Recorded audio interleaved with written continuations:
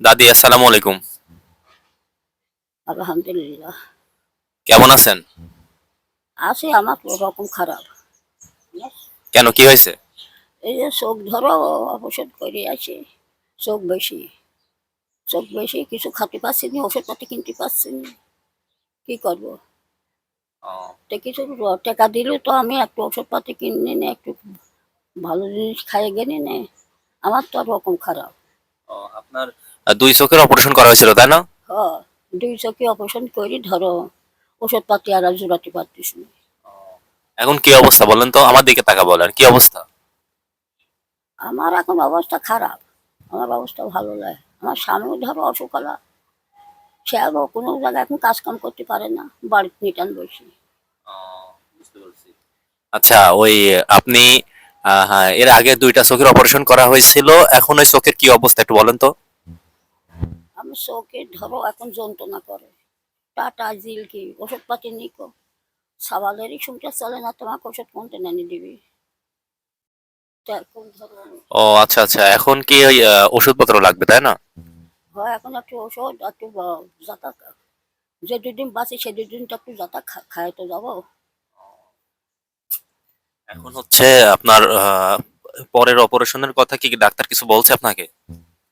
কইছিলি 2 মাস পরে ধরো জাতি কইছিলি, তো আমার এটাই ভালো হচ্ছে না, তো আবার বাকি কি করবো? ও, তার মানে হচ্ছে আপনি এখন অপারেশনের পরে যে ওষুধগুলো খাওয়ার দরকার তখন আর খাইতে পারতেছেন না। না, ওষুধ আর খাওয়া হয়নি, টাকা কোন পাবো? আমার স্বামী হচ্ছে বোবা, সেও ধরো এখন কাম করতে পারে না, তো কোনটা জানি আমার কি করবি? আচ্ছা ঠিক আছে, তাহলে হচ্ছে এখন ওষুধপত্রের জন্য কিছু টাকা লাগবে তাই না? হয় একটু ওষুধপাতি খাতি ধরো, একটা বেশি চাচ্ছি না, 5,000 টাকা দিলেই ধরো, আমি 5-6 হাজার টাকা দিলেই আমি একটু ধরো চিকিৎসাও ভালো হইতাম, একটু ধরো আমার স্বামীকেও একটু খাওয়াতে পারতাম। তো কার কোন পাবো? আচ্ছা দর্শক, দাদির দুইটা চোখের অপারেশন হয়েছে, আলহামদুলিল্লাহ, নালী অপারেশন। এরপরে হবে এক দেড় মাস পর হয়তো বা সানি অপারেশনের ডেট আসবে। কিন্তু এর মধ্যে যে চোখের জন্য যে ড্রপ বা ওষুধপত্র লাগে সে খাইতে পারতেছে না এখন। সে হচ্ছে আহ তাদের একটা চাওয়া হচ্ছে যে ওষুধপত্রের জন্য কিছু টাকা হইলে সে ওষুধপত্র অন্তত খাইতে পারে। তো দাদি আর কিছু বলার আছে আপনার?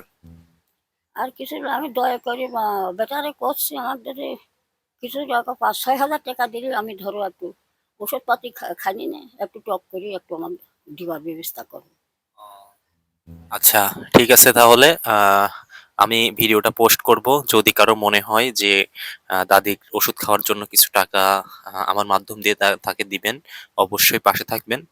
আর নেক্সটে দাদির হচ্ছে অপারেশন যে 1 মাস বা দেড় মাস পর, ওটার জন্য আবারও হচ্ছে আপনাদের জানানো হবে ডেট আসলে। তো আপাতত এখন তার ওষুধ খাওয়ার জন্য কিছু টাকা লাগবে, এটা তো চান তাই না?